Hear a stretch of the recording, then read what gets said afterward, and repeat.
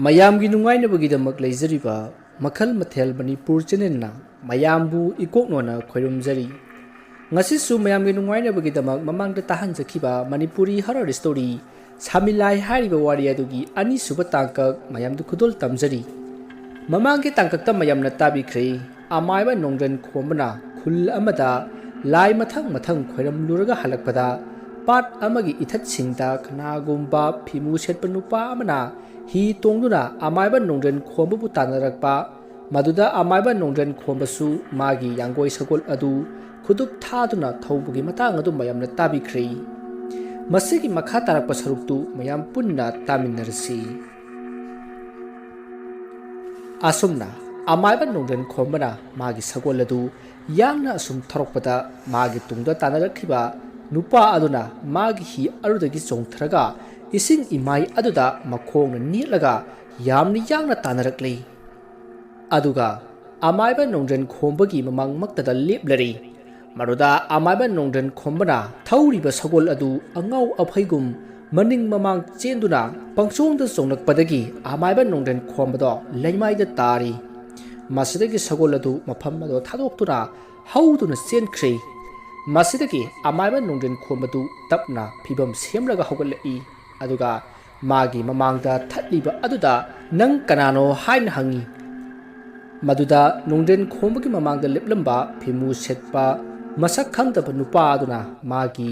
मतुंगदा थनंबा मखुत अदो ममांगलोमदा थमलई मतम अदुदा नुपा अदुगी मखुत्ता करिनो मयोम अमा पाइरमी मदु उबदा अमाइबा नोंड्रन खोंबना मागी मख्वांगदा यानबा खाव अदो यावरिब्रा हाइन जेंगलकपदा यावरमद्रै मसिदगी ममांग लेरिबा फिमु सेटपा नुपा अदुना अमाइबा नोंड्रन खोंबगी मनाक्ता संसिल्लकलगा मागी खावमयोम अदो पिरमी अदुगा पाट अदुगी इसिंग मथक अदुदा नीटलगा अमुक चटख्रे अदुगा ngasai माना तोंगलखिबा हि अदो तोंगदुना assume थौख्रे तौरिबा मतौ असिदा नोंड्रन खोंबदी ngakpana masado kari तौगदबनो हाइबा खंगदा नुपा अदुना चटखिबा माइकै अदुदा येंगदुना लei मसिदगी ngahak jengamlaga मागी चेनख्रबा सगोल अदो लैवा तौदुना अमुक कौरी अदुगा थौदुना लाक्लै अदुबु अमाइबा नोंड्रन खोंबदु ngasaiga हौजिक इमान मानद्रै मासादो हाइफम खंगदबा करिनो मंगलान अमदा इताउ तावबदौना तौबा होरई अदुगा महाक मको ngौरी ngौरी तौरगा अदुसु मसेल Marang उरक्ले मासिदगी महाक तपना तपना मसादो assume assume उइथरकलगा Sagol अदुदा ngatharaga ज्ञान अदुमक मांख्रे तंजा असिदा महाक माना लाक्लिबा पाट अदुदा हि तोंगदुना nga फारमी मदुदा अतोप नुपा अमसु मागी मतुंग ओइना nga फारी मतमदुदा नुपा अदुना नोंड्रन खोंबदा हाइरई सिरगदबा पुंसी चेंजेल लोरबा लाइबक्ता लाइमु फमलबा मियोय कयाबु नंगना अउ अपा सादना कनबिरी अदुगी ममलना नंगना सेन लौदुना नुंगाइना हिंगली अदुबु नहाकना खंगदे नंगना तौरिबदु खोयुम लाइगी मायुक्तनी हाइबसे अना अयेक चावरकपा पुंसी चेंजे लोद्रिबा मिदी अदुक मकनजौ मदुदि नत्रदना सिरगदबा मिनी हाइबा खंगना खंगना नंगना नम नमदुना कल्ली मदुगी मतिक चाबा चैरा नंगना सोइदना फंगनी खंगजौ है अमाइबा असी हाइरगा खंगहौदना अमाइबा नोंड्रन खोंबगी मनंगंदा साफु कन्ना कौरखे मदुदा नोंड्रन खोंबा अदो ममाई उपसिंदुना ताखी तंजा अदुदा महाक मिकअप खंगथोक थोरई महाना मिकअप थोरकपा ज्ञान तारकपदा महाक उजाव अमगी मखोंगदा मी मयाम अमा योमसिल्लगा लेरमी अदुगा मागी मकोकदसु इसिंग सोटलमी मतम अदुदा मयामना ज्ञान लागला मालया हाइदुना या ngangnabadu महाक तारई मदुदा महाकना मयामदा आई मफम मसिदा करमना लेरमलिबनो हाइना हंगी मदुदा नुपा अमना आओजा माइबना सगोल मथक्ता ज्ञान मांगलगा लाकपदु अइखोइना थेंगनबदगी लाइकत नजबनी वहाई असि ताबदा नोंड्रन खोंबदु ngasai तौखिबसिंदु निंगसिंगलक्लै मसिदगी मयामदा थागत वहाई हाइरमलगा महाक युम लोमदा अमुक हना थुना यांगना लाखी आसमदा लाकपना महाक मयुम यौरे मतमदुदा मागे मनंगंदु चाइना फंगबदौना तौरमी अदुना सासु यामना सारमी मरुदा महागना मागे नुपिदा हारगा येंगहल्लबदी पाखत्खिबसु याई खंदुना मागी मचानुपादु कौरगा येंगहल्ली मदुदा मचानुपा अपिकपा अदुना नोंदेन खोंबगी मनंगंदा अचौपा खोंपाक अमगी ममी ताय हायना खुमलई मदु ताबदा अमायबा नोंदेन खोंबदु वखल नेहक तौई अदुगा मागी वजा ओरिबा माबु ताकपी तंबीरखिबा अमायबा इंद्रजित की मनाक्ता सत्तुना तानरुरगे हायना खनखी मतमदु हौख्रे नुमित्तुगी नुमिदांग वाइरमदा अमायबा नोंदेन खोंबदु मागी वजा इंद्रजित की मनाक्ता लाक्ली मतम अदुदा अमायबा इंद्रजितु लेकायगी अहन खरगा मांगोलदा फमदुना करिगुंबा वा अमा तानरमली मसिदगी नोंदेन खोंबदु लाकपा उबदगी अमायबा इंद्रजितना तरामना कोक्सिंदुना तानरिबा वाफम अदुगी मरमदा हायरई आ नोंदेन नंग लाकपा यामना फरे हाइबो नंगसु तावने हौजिक मखा पाता तांजेंग इपा साफोंगले अंगांग नुबी कुंबा ngamdre आ लेप्सी सिरे हाइबा पाउ लाक्ली नंगबु ताब्रो ओजा ननायसु ताजै ननायैनसु चत्तुना अनाबा खरगी याइबीदि कंजरमबनी अनाबा सिंगदुदा इपा तांजेंग निंथौगी मचा मनाइसिंगना सादोंगदुना हिंहाट हाटनबा होनदुना लेरमी ओजा मदुदा लुरिबदी मखोइना लौगदोरिबा मीदु अइना मुनहौबादुदा साउदुना इङोंदा ओइना तेमसिंदरक्लिने ओजा मखा पाटकी लमजाइदु फाउदुना लाकपदा लाइमु अमसु तानरई अदुबु अइसु फन यांगना चेनबनी अदुबु मान फंख्रे ओजा मान आइबु चैपी चैथिंग पीबा हौरक्ले ओजा अदुना ओजा तांजिंग इपानबु होनख्रबा मी अमता अइ खुद थाररोय हाइना खंजरिबो ओजा हाय नोंद्रेन नंग माइबा अमन नत्रो नंगना अमाइबा तमलिबसी लाइबु उरगा चेनबरा नत्रगा लाइसिंग अदुबु मायोक नदुना असोन अना ताइबंग पानबा सिबु कन्नबरा मुन्ना वखल तौनेइबो हौजिक मखा पाता साफोंलिबा इपा तांजेंग निंथौअसे लाइताइनदुना महन फमदा हलनखिबा नत्रगा अतोपा मी पोंग तादबा मफम अमदा मागी कुमई सानजरुनबा लाइताइनदबा यादबनिनेको अइगी मरुप खरदसु हाइख्रबनी मखोइनसु तेंबांग लकनीको ओजा अइना लाक्लिबा थबक असिगा ओजाना सिनबिरिबा थबक असिगा अंथोंगा तायो नखरे ओजा हा करिनोने नोंदेन खोंबा नंगी नुंगाइतबदु अदु हायु तासिदना ओजा अइगिसि ओजागा अइगदंग तानजनिंबा अमाइबा नोंदेन खोंबगी वाफम अदु ताबदा मांगोलदा फमलिबा अहनसिंग अदना ओजा इंद्रजित ओजाना फनबा तौबीदबा याति अइखोइगी अवाबसे अमुक्ता कोखनबियु अइखोइदी पाट असिन सारिबनिदो पाट असि कुंबा याखिद्रबदी अइखोइदी याइबी मांबा मताबनी ओजा मयाम अइना फनबा सिंजरगे हयेंग अयुक्सी मयाम अमुक्तंगा पुनखिसी आदुगा कैदौंगै इपा तांजिंगबु लाइताइनबा हौसिगे हाइबदो खनरसी फरे अदुदी ओजा अइखोइ अमु हंजरे फनी तादा होय अइ सुम लेजहौरे असुमना अमाइबा इंद्रजितका मागी मांगोलदा फमलंबा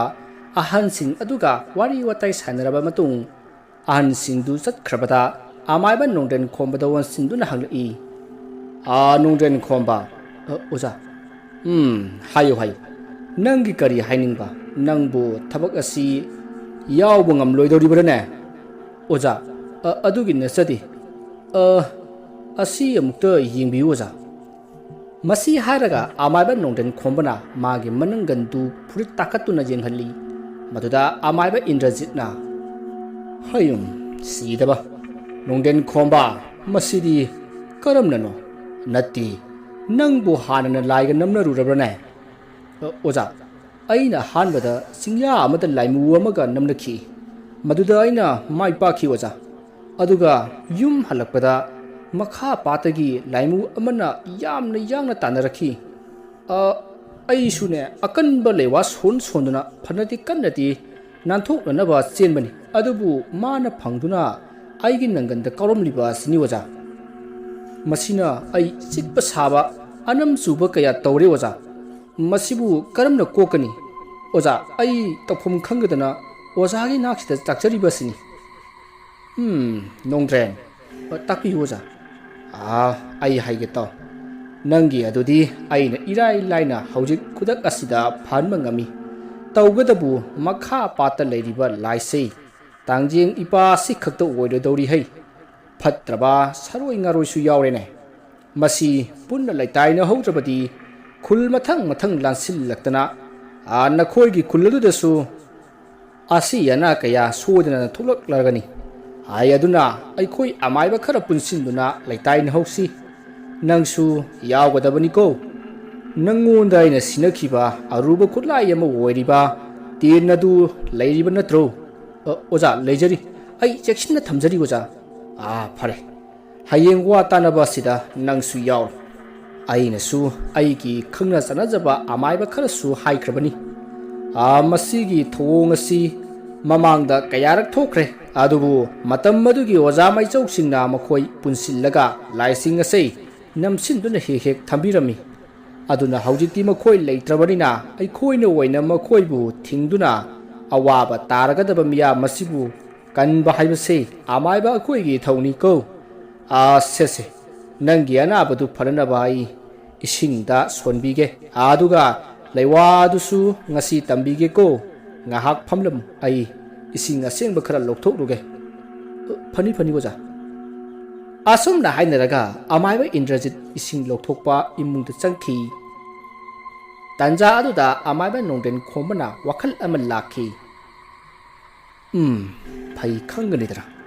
ꯑꯩꯕꯨ ꯍꯧꯖ ꯊꯦꯡꯈꯥꯡ ꯀꯌꯥꯗ ꯑꯋꯥꯕ ꯄꯤꯕ ꯏꯅꯪꯒꯟꯗ ꯈꯣꯡꯄꯥꯛꯅ ꯀꯥꯎꯕꯒꯤ ꯂꯃꯟꯗꯤ ꯑꯩꯉꯣꯟꯗ ꯂꯩꯔꯤꯕ ꯃꯍꯨ ꯆꯥꯎꯕ ꯇꯦꯟ ꯑꯗꯨꯅ ꯀꯥꯞꯇꯨꯅ ꯑꯋꯥ ꯆꯩꯅꯥ ꯄꯤꯒꯦ ꯈꯪꯂꯣꯏꯗ꯭ꯔꯗꯣ ꯑꯁꯤ ꯈꯟꯗꯨꯅ ꯑꯃꯥꯏꯕ ꯅꯣꯡꯗꯦꯟ ꯈꯣꯝꯕꯗꯨ ꯔꯥꯒ ꯑꯃꯗ ꯂꯩꯔꯤꯉꯩ ꯑꯃꯥꯏꯕ ꯏꯟꯗ꯭ꯔꯖꯤꯠꯇꯨ ꯏꯁꯤꯡ ꯈꯔ ꯄꯨꯊꯣꯛꯂꯤ ꯑꯗꯨꯒ ꯏꯁꯤꯡ ꯑꯗꯨꯗ ꯂꯩꯋꯥ ꯁꯣꯜꯂꯒ ꯅꯣꯡꯗꯦꯟ ꯈꯣꯝꯕꯒꯤ ꯃꯅꯪꯒꯟꯗ ꯆꯥꯏꯁꯤꯜꯂꯤ ꯃꯗꯨꯗ ꯅꯣꯡꯗꯦꯟ ꯈꯣꯝꯕꯗꯣ ꯌꯥꯝꯅ ꯅꯥꯕꯒꯤ ꯆꯩꯅꯥ ꯐꯪꯂꯝꯃꯤ ꯃꯗꯨꯗ ꯃꯍꯥꯛ ꯈꯨꯇꯨꯝ ꯀꯟꯅ ꯇꯥꯁꯤꯟꯗꯨꯅ ꯃꯌꯥ ꯀ꯭ꯔꯛ ꯆꯤꯛꯇꯨꯅ ꯆꯩꯅꯥ ꯑꯗꯣ ꯈꯥꯡꯂꯤ ꯑꯗꯨꯒ ꯃꯉꯣꯟꯗ ꯈꯣꯡꯄꯥꯛꯅ ꯀꯥꯎꯔꯛꯈꯤꯕ ꯂꯥꯏꯃꯨ ꯑꯗꯨꯗ ꯑꯃꯥꯏꯕ ꯅꯣꯡꯗꯦꯟ ꯈꯣꯝꯕ ꯀꯅꯥꯅꯣ ꯍꯥꯏꯕꯗꯨ ꯎꯠꯀꯦ ꯈꯪꯒꯅꯤ ꯈꯟꯗꯨꯅ ꯁꯤꯡꯗꯨꯅ ꯂꯩꯈ꯭ꯔꯦ ꯃꯁꯤꯗꯒꯤ ꯃꯍꯥꯛ ꯅꯨꯃꯤꯗꯥꯡ ꯃꯝꯂꯤꯕ ꯑꯗꯨꯋꯥꯏꯗ ꯃꯌꯨꯝꯗ ꯍꯜꯂꯛꯂꯤ ꯑꯗꯨꯒ ꯐꯨꯡꯒꯥꯗ ꯐꯝꯗꯨꯅ ꯃꯆꯥꯅꯨꯄꯥ ꯏꯕꯣꯇꯣꯟꯒ ꯐꯝꯃꯤꯟꯅꯗꯨꯅ ꯂꯩꯔꯤ ꯃꯗꯨꯗ ꯃꯥꯒꯤ ꯅꯨꯄꯤ ꯇꯝꯐꯥꯅ ꯇꯥꯕꯤꯔꯤꯕ꯭ꯔꯣ ꯄꯥꯎ ꯑꯃ ꯇꯥꯔꯤꯕꯁꯤꯕꯨ ꯆꯨꯝꯂꯩꯗ꯭ꯔꯥ ꯃꯈꯣꯏ ꯃꯄꯥꯕꯨ ꯇꯥꯕꯤꯕ꯭ꯔꯣ ꯀꯔꯤ ꯄꯥꯎꯅꯣꯅꯦ ꯃꯃꯥ ꯏꯕꯥꯏ ꯀꯨꯜꯂꯒꯤ ꯁꯟꯕꯤꯗꯨ ꯁꯟꯅꯥꯎ ꯄꯣꯛꯂꯦ ꯍꯥꯏꯕ꯭ꯔꯣ ꯑꯩꯅ ꯁꯟ ꯂꯥꯕ ꯑꯣꯏꯔꯕꯗꯤ ꯑꯩ ꯂꯧꯒꯦ ꯍꯥꯏꯈꯤꯕꯅꯤ ꯂꯥꯕꯅꯤ ꯍꯥꯏꯕ꯭ꯔꯣ ꯃꯥꯒꯤꯗꯨꯕꯣ ꯀꯔꯣꯝꯗ ꯂꯥꯝꯁꯤꯜꯂꯨꯔꯤꯕ ꯋꯥꯈꯜꯅꯣ ꯇꯝꯒꯗꯧꯔꯤꯕ ꯄꯥꯎꯁꯤꯒ ꯁꯟꯅꯥꯎ ꯄꯣꯛꯄ ꯅꯠꯇꯕ ꯍꯥꯏꯌꯨ ꯀꯔꯤ ꯄꯥꯎꯅꯣꯅꯦ ꯃꯈꯥ ꯄꯥꯠꯇ ꯀꯅꯥꯃꯠꯇ ꯀꯨꯝꯕ ꯉꯝꯗ꯭ꯔꯦ ꯇꯥꯡꯖꯦꯡ ꯏꯄꯥꯅ ꯃꯈꯥ ꯄꯥꯠ ꯉꯥꯟꯅꯩꯔꯦ ꯇꯥꯡꯖꯦꯡ ꯏꯄꯥ ꯑꯣꯛꯅꯕꯁꯤꯡꯗꯤ ꯂꯦꯞꯁꯤ ꯁꯤꯔꯦ ꯍꯥꯏꯅꯔꯤꯅꯦ ꯑꯗꯨꯅ ꯃꯈꯥ ꯄꯥꯠꯇ ꯀꯅꯥꯃꯠꯇ ꯀꯨꯝꯕ ꯉꯝꯗꯗꯅ ꯑꯩꯈꯣꯏꯒꯤ ꯑꯋꯥꯡ ꯄꯥꯠꯇ ꯂꯥꯛꯇꯨꯅ ꯏꯟꯖꯤꯡ ꯂꯣꯡꯈꯣꯜ ꯈꯣꯏꯊꯥ ꯂꯪꯊꯥ ꯇꯧꯕ ꯍꯧꯔꯛꯂꯦ ꯑꯗꯨꯒꯤ ꯍꯧꯖꯤꯛꯁꯦ ꯈꯨꯜ ꯑꯅꯤꯁꯦ ꯌꯥꯝꯅ ꯀꯟꯅ ꯎꯪꯈꯠꯅꯔꯤ ꯈꯪꯗ꯭ꯔꯦ ꯂꯟꯖꯥꯎ ꯑꯃ ꯊꯣꯛꯂꯗꯧ ꯃꯥꯜꯂꯤ ꯍꯥꯏꯅꯔꯤꯀꯣ ꯍꯩꯃꯥ ꯑꯗꯨꯕꯨ ꯀꯩꯗꯧꯋꯤ ꯍꯥꯏꯒꯦ ꯃꯈꯥ ꯄꯥꯠꯇ ꯀꯨꯝꯕ ꯌꯥꯗ꯭ꯔꯕꯗꯤ ꯑꯋꯥꯡ ꯄꯥꯠꯁꯤꯗ ꯀꯨꯝꯕ ꯀꯔꯤꯁꯨ ꯀꯥꯏꯗꯦꯅꯦ ꯃꯃꯥ ꯑꯗꯨꯅ ꯃꯈꯣꯏ ꯕꯕꯥꯒꯤ ꯋꯥꯈꯜꯅꯤꯗꯅ ꯃꯈꯥ ꯈꯨꯜꯒꯤ ꯈꯨꯟꯖꯥꯁꯤꯡꯅ ꯑꯋꯥꯡ ꯄꯥꯠꯁꯤꯗ ꯉꯥꯟꯅꯩꯔꯕꯗꯤ ꯉꯐꯥ ꯍꯟꯊꯔꯦ ꯍꯤꯔꯝ ꯀꯥꯏꯔꯦ ꯍꯥꯏꯗꯅ ꯌꯥꯝꯅ ꯀꯟꯅ ꯉꯥꯡꯅꯔꯤꯕꯅꯤ ꯃꯁꯤꯗ ꯊꯣꯛꯅꯅꯕ ꯍꯥꯏꯗꯅ ꯂꯥꯏ ꯃꯈꯣꯏꯅ ꯁꯤꯜꯂꯤꯕꯅꯤꯅꯦ ꯉꯥꯏꯈꯣ ꯃꯃꯥ ꯅꯪꯗꯤ ꯌꯥꯝꯅ ꯀꯨꯞꯅꯕꯨ ꯇꯥꯔꯝꯃꯤ ꯅꯠꯇꯦ ꯌꯨꯝꯒꯤ ꯊꯕꯛ ꯏꯪꯈꯥꯡ ꯇꯧꯒꯦꯗꯤ ꯂꯩꯇ꯭ꯔꯗꯅ ꯂꯩꯀꯥꯏ ꯋꯥꯔꯦꯝ ꯁꯨꯕ ꯆꯠꯂꯕ꯭ꯔꯅꯦ ꯅꯪꯕꯣ ꯆꯠꯆꯗꯦ ꯉꯁꯥꯏꯗꯣ ꯑꯩꯈꯣꯏꯗ ꯆꯨꯍꯤ ꯌꯣꯟꯕꯤ ꯑꯕꯣꯛꯇꯣ ꯆꯨꯍꯤ ꯌꯣꯟꯕ ꯂꯥꯛꯂꯝꯃꯤ ꯃꯥꯅ ꯇꯝꯂꯝꯂꯤꯕꯅꯤ ꯑꯕꯣꯛꯇꯨꯗꯤ ꯈꯨꯜ ꯀꯣꯏꯅ ꯆꯠꯄꯅꯤꯅ ꯄꯥꯎꯁꯦ ꯇꯥꯔꯤꯕ ꯑꯣꯏꯔꯤꯅꯤ ꯑꯗꯨꯕꯨ ꯃꯉꯣꯟꯗꯗꯤ ꯀꯔꯤꯃꯠꯇ ꯇꯧꯗꯕ ꯖꯥꯠꯂ ꯃꯉꯣꯟꯗ ꯇꯧꯗ꯭ꯔꯤꯕ ꯑꯗꯨꯅ ꯀꯔꯤ ꯂꯩꯋꯥ ꯁꯤꯖꯤꯟꯅꯕ ꯖꯥꯠꯅꯣ ꯃꯈꯥ ꯈꯨꯟ ꯐꯥꯎꯔꯒ ꯆꯠꯄꯗ ꯑꯩꯉꯣꯟꯗ ꯊꯣꯛꯂꯤꯕ ꯊꯧꯗꯣꯛ ꯑꯗꯨ ꯃꯥꯅ ꯆꯠꯄꯗꯗꯤ ꯀꯔꯤꯝꯇ ꯇꯧꯗꯕ ꯖꯥꯠꯂ ꯑꯁꯨꯝꯅ ꯑꯃꯥꯏꯕ ꯅꯣꯡꯗꯦꯟ ꯈꯣꯝꯕꯗꯨ ꯋꯥꯈꯜ ꯑꯃꯗ ꯇꯥꯎꯗꯨꯅ ꯃꯨꯔꯨꯝ ꯁꯣꯟꯕ ꯑꯗꯨꯗ ꯇꯝꯐꯥꯅ ꯃꯈꯣꯏꯕ ꯀꯩꯗꯧꯔꯒꯦ ꯀꯩꯅꯣ ꯃꯨꯔꯨꯝ ꯁꯣꯟꯕꯤꯔꯤꯗꯨꯕꯣ ꯀꯩꯁꯨ ꯅꯠꯇꯦꯗ ꯋꯥꯈꯜ ꯑꯃ ꯁꯨꯝ ꯈꯜꯂꯝꯂꯤꯕꯅꯤ ꯑꯁꯨꯝꯅ ꯑꯃꯥꯏꯕ ꯅꯣꯡꯗꯦꯟ ꯈꯣꯝꯕ ꯑꯃꯗꯤ ꯇꯝꯐꯥ ꯋꯥꯔꯤ ꯁꯥꯟꯅꯗꯨꯅ sakshangda leiri somdana amaiba saba tomalodu magi masaga sakshangda leiriba phunga aduda thariba phak aduda onduna sanari maduda tomalogi nupi manjurina aidine haijari haisu haitana amaiba sabado kitopiro haribasini kanadabadane dasata jini haribasini handak makhapata lai thoktana mi mayam ama sire amaiba mayam ama satlaga lai khoiramni na haribase tabiraba natro maduda yausi kaina horo nati makhoi bababu kari mantra sijinnagadawrige tokchau ko as mama yam nungai khireda nangse aisu amaibani ni amaiba muina bu horoklabadi aisu chatgadawribani makha patal leiriba layamdu pet melaga hard ke se ai hera amaiba tomalo kanano khanghange nokpu nokchanindra natini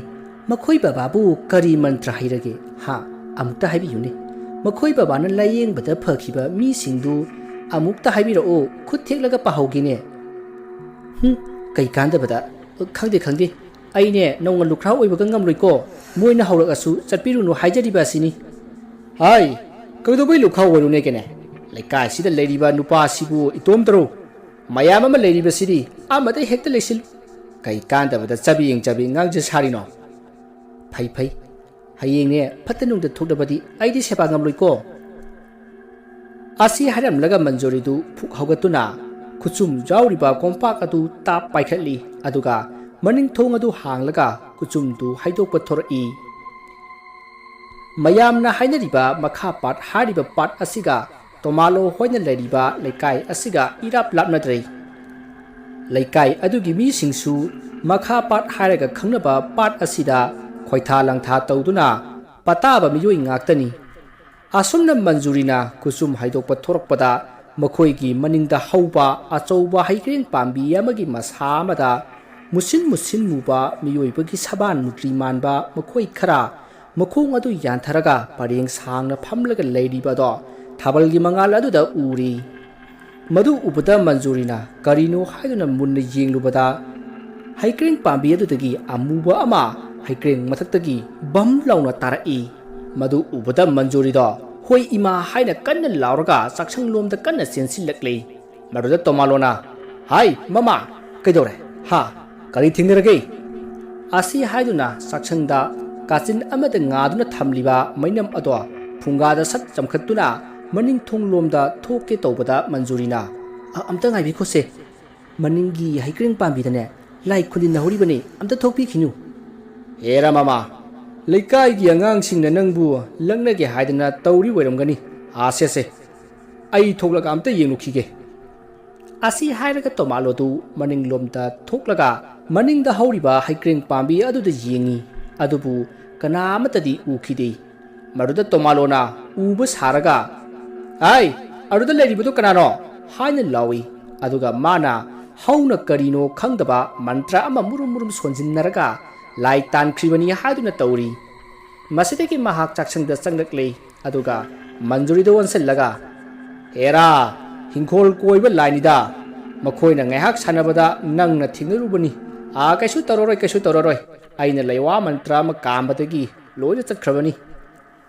tomalogi waduda manjuridu ngangje sarisi yengu haibagi matagum talamani hairamlaga maning thong ado lonsillaga chaktu loisinaba honari asumna leiringai tanja aduda mapalomdagi mi amana kaurai maruda tomalona ho kanano kana hangbano haina khumi maruda mapandagi nupa amana yum sibu oza maiba tomalo hegi yum oibirabro haina hanglakpa aduda tomalona yamna harauna hoi mane ai thong hange adugu wado haina rasi asi haina mamang thong ado hanglaga mapanda prap thurai maruda amuba phijol setpa makok phiruk khumpa wangtak tawpa amuba humkhak suri taphamda liplaga leirami maruda tomalona hai nakhoi kana ne nasak suam ta khangdrene aisu hobe thorakpada mainam jaroktre nakhoi bu kari lekai dagi nune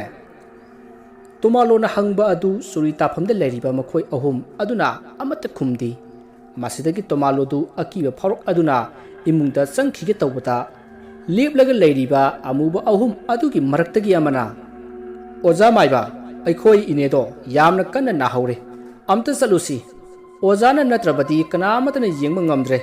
ꯑꯥꯗꯈꯤꯅ ꯃꯇꯤꯛ ꯆꯥꯅ ꯀꯠꯆꯒꯦ ꯋꯥꯗꯨ ꯇꯥꯕꯗ ꯑꯃꯥꯏꯕ ꯇꯣꯃꯥꯂꯣꯅ ꯑꯗꯨ ꯉꯁꯥꯏꯅ ꯍꯥꯏꯌꯨ ꯌꯥꯗ꯭ꯔꯣ ꯑꯗꯨꯗꯤ ꯑꯩ ꯐꯤ ꯑꯝꯇ ꯍꯣꯡꯂꯨꯈꯤꯒꯦꯀꯣ ꯅꯈꯣꯏ ꯉꯥꯏꯍꯥꯛꯇ ꯉꯥꯏꯔꯝꯃꯨ ꯀꯨꯏꯔꯣꯏꯗ ꯑꯁꯤ ꯍꯥꯏꯔꯒ ꯏꯃꯨꯡꯗ ꯆꯪꯈꯤꯒꯦ ꯇꯧꯕꯗ ꯍꯧꯖꯤꯛ ꯋꯥ ꯍꯥꯏꯔꯛꯂꯤꯕ ꯑꯃꯨꯕ ꯑꯗꯨꯅ ꯍꯥꯏꯔꯛꯏ ꯑꯣꯖꯥ ꯃꯥꯏꯕꯅ ꯐꯤ ꯍꯣꯡꯗꯨꯅ ꯂꯩꯔꯕꯗꯤ ꯃꯇꯝ ꯌꯥꯝꯅ ꯃꯥꯡꯂꯅꯤ ꯑꯩꯈꯣꯏ ꯑꯇꯣꯞꯄ ꯑꯣꯖꯥ ꯑꯃꯥꯏꯕ ꯑꯃ ꯇꯥꯟꯅꯔꯨꯔꯒꯦ ꯑꯩꯈꯣꯏ ꯆꯠꯂꯒꯦ ꯋꯥꯗꯨ ꯇꯥꯕꯗ ꯑꯃꯥꯏꯕ ꯇꯣꯃꯥꯂꯣꯅ ꯉꯥꯏꯈꯣꯅꯦ ꯑꯩ ꯐꯤꯒ ꯑꯃꯠꯇ ꯍꯣꯡꯂꯔꯣꯏꯁꯦ ꯍꯦꯛꯇ ꯆꯠꯂꯁꯤ ꯑꯅꯥꯕꯗꯣ ꯑꯩꯅ ꯌꯦꯡꯗ꯭ꯔꯕꯗꯤ ꯐꯔꯣꯏꯗꯧꯔꯤꯕꯅꯤꯅꯦ ꯑꯁꯤ ꯍꯥꯏꯗꯨꯅ ꯃꯈꯣꯏ ꯑꯍꯨꯝ ꯑꯗꯨꯒ ꯄꯨꯟꯅ ꯑꯃꯥꯏꯕ ꯁꯥꯕ ꯇꯣꯃꯥꯂꯣꯗꯨ ꯈꯣꯟꯊꯣꯡꯂꯣꯝꯗ ꯊꯣꯛꯈ꯭ꯔꯦ ꯃꯍꯥꯛꯅ ꯆꯠꯈ꯭ꯔꯕꯗ ꯃꯥꯒꯤ ꯅꯨꯄꯤ ꯃꯟꯖꯨꯔꯤꯅ ꯇꯣꯃꯥꯂꯣꯗꯨ ꯆꯪꯃꯜꯂꯛꯇꯕ ꯑꯗꯨꯗ ꯃꯩꯅꯝ ꯄꯥꯏꯗꯨꯅ ꯃꯆꯥ ꯑꯗꯨ ꯄꯣꯠꯁꯤꯟꯗꯨꯅ ꯃꯄꯥꯟꯂꯣꯝꯗ ꯊꯣꯔꯛꯏ ꯑꯗꯨꯕꯨ ꯇꯣꯃꯥꯂꯣ ꯑꯗꯣ ꯂꯩꯕ ꯎꯔꯝꯗꯦ ꯇꯧꯔꯤꯕ ꯑꯁꯤꯗ ꯃꯟꯖꯨꯔꯤ ꯃꯁꯥ ꯑꯗꯨ ꯏꯄꯥ ꯄꯥꯈꯠꯂꯗꯨꯅ ꯇꯣꯃꯥꯂꯣꯕꯨ ꯀꯧꯕ ꯍꯧꯔꯛꯂꯦ ꯃꯅꯤꯡ ꯃꯌꯥ ꯀꯣꯏꯆꯠ ꯆꯠꯇꯨꯅ ꯇꯣꯃꯥꯂꯣꯕꯨ ꯀꯧꯔꯤ ꯑꯁꯨꯝꯅ ꯃꯟꯖꯨꯔꯤꯅ ꯇꯣꯃꯥꯂꯣꯕꯨ ꯀꯧꯕꯗꯨ ꯊꯪꯅꯕꯗ ꯂꯩꯕ ꯌꯨꯝꯁꯤꯡꯒꯤ ꯃꯤꯑꯣꯏꯁꯤꯡꯅ ꯇꯥꯔꯛꯂꯗꯨꯅ ꯊꯣꯛꯅꯔꯛꯂꯦ ꯑꯗꯨꯒ ꯀꯔꯤ ꯇꯧꯔꯕꯒꯦ ꯇꯣꯃꯥꯂꯣ ꯀꯗꯥꯏꯗ ꯆꯠꯈ꯭ꯔꯕꯒꯦ ꯍꯥꯏꯅ ꯍꯪꯂꯔꯤ ꯃꯗꯨꯗ ꯃꯟꯖꯨꯔꯤꯅ ꯃꯥꯅ ꯃꯅꯤꯡꯗ ꯈꯨꯆꯨꯝ ꯍꯩꯗꯣꯛꯄ ꯊꯣꯛꯄꯗ ꯎꯈꯤꯕ ꯑꯃꯗꯤ ꯃꯤ ꯑꯃꯅ ꯀꯧꯔꯛꯄꯗꯒꯤ ꯇꯣꯃꯥꯂꯣꯅ ꯃꯄꯥꯟꯗ ꯊꯣꯛꯈꯤꯕ ꯑꯃꯗꯤ ꯃꯟꯖꯨꯔꯤꯅ ꯃꯄꯥꯟꯗ ꯊꯣꯔꯛꯄꯗ ꯂꯩꯔꯝꯗꯕꯒꯤ ꯋꯥꯔꯤ ꯄꯨꯝꯕ ꯇꯝꯈꯤ ꯄꯥꯎ ꯑꯗꯨ ꯇꯥꯕꯗ ꯃꯌꯥꯝꯗꯨ ꯌꯥꯝꯅ ꯀꯤꯅꯔꯝꯃꯤ ꯑꯗꯨꯕꯨ ꯍꯧꯖꯤꯛ ꯊꯤꯕ ꯈꯪꯗ꯭ꯔꯤꯕ ꯇꯣꯃꯥꯂꯣꯗꯨ ꯊꯤꯗꯕꯗꯤ ꯌꯥꯗꯕꯅꯤꯅ ꯃꯈꯣꯏ ꯅꯍꯥ ꯈꯔ ꯃꯩꯅꯝ ꯄꯥꯏꯗꯨꯅ ꯇꯣꯃꯥꯂꯣꯕꯨ ꯀꯧꯗꯨꯅ ꯊꯤꯔꯛꯂꯤ ꯁꯣꯝꯗꯨꯅ ꯇꯣꯃꯥꯂꯣꯗꯨ ꯑꯃꯨꯕ ꯑꯍꯨꯝ ꯑꯗꯨꯅ ꯑꯁꯣꯡꯕ ꯃꯔꯛ ꯑꯃꯗ ꯑꯁꯨꯝ ꯄꯨꯁꯤꯜꯂꯛꯏ ꯃꯗꯨꯗ ꯇꯣꯃꯥꯂꯣꯅ ꯉꯥꯏꯈꯣꯅꯦ ꯅꯈꯣꯏꯅ ꯆꯠꯂꯤꯕ ꯑꯁꯤꯕꯨ ꯌꯨꯝ ꯇꯥꯕ꯭ꯔꯥꯅꯦ ꯃꯁꯤꯒꯤ ꯂꯝꯕꯤꯁꯤꯗꯤ ꯑꯃꯨꯛꯇꯕꯨ ꯆꯠꯇ꯭ꯔꯤꯅꯦ ꯃꯁꯤꯗ ꯆꯠꯂꯒ ꯀꯔꯤ ꯂꯩꯀꯥꯏ ꯇꯥꯒꯗꯕꯅꯣꯅꯦ ꯇꯣꯃꯥꯂꯣꯅ ꯍꯪꯂꯤꯕꯗꯨ ꯃꯈꯣꯏ ꯑꯍꯨꯝꯅ ꯑꯃꯠꯇ ꯈꯨꯝꯂꯝꯗꯦ ꯃꯁꯤꯗꯒꯤ ꯇꯣꯃꯥꯂꯣꯅ ꯃꯁꯤꯗꯤ ꯃꯑꯣꯡ ꯑꯃꯅꯤ ꯈꯜꯂꯛꯂꯗꯨꯅ ꯇꯨꯡꯑꯣꯏꯅꯅ ꯂꯩꯊꯔꯒ ꯂꯩꯍꯧꯅꯕ ꯍꯣꯠꯅꯔꯛꯏ ꯃꯇꯝ ꯑꯗꯨꯗ ꯃꯈꯣꯏ ꯑꯍꯨꯝ ꯑꯗꯨꯒꯤ ꯃꯔꯛꯇꯒꯤ ꯑꯃꯅ ꯑꯣꯖꯥ ꯃꯥꯏꯕ ꯑꯩꯈꯣꯏꯅ ꯍꯥꯏꯕ ꯌꯨꯝ ꯑꯗꯨ ꯌꯧꯔꯦ ꯑꯅꯥꯕꯗꯨ ꯃꯥꯡꯗ ꯎꯔꯤꯕ ꯌꯨꯝ ꯑꯁꯤꯗ ꯂꯩꯔꯤꯕꯅꯤ ꯑꯃꯨꯛꯇ ꯆꯪꯂꯨꯁꯤ ꯑꯁꯤ ꯍꯥꯏꯔꯒ ꯌꯨꯝ ꯑꯗꯨꯗ ꯆꯪꯅꯕꯒꯤꯗꯃꯛ ꯌꯨꯝ ꯑꯗꯨꯒꯤ ꯃꯅꯥꯛ ꯇꯝꯅ ꯂꯥꯛꯂꯦ ꯃꯇꯝ ꯑꯗꯨꯗ ꯑꯃꯥꯏꯕ ꯇꯣꯃꯥꯂꯣꯅ ꯃꯈꯣꯏ ꯑꯍꯨꯝ ꯑꯗꯨꯒꯤ ꯃꯈꯨꯠ ꯃꯈꯣꯡ ꯑꯗꯣ ꯌꯦꯡꯉꯤ ꯑꯗꯨꯕꯨ ꯑꯃꯨꯕ ꯖꯣꯟ ꯖꯣꯟ ꯂꯥꯎꯕ ꯐꯤꯖꯣꯜ ꯁꯦꯠꯄꯅ ꯀꯔꯤꯃꯠꯇ ꯎꯗꯦ ꯑꯁꯨꯝꯅ ꯇꯣꯃꯥꯂꯣꯅ ꯌꯨꯝ ꯑꯗꯨꯗ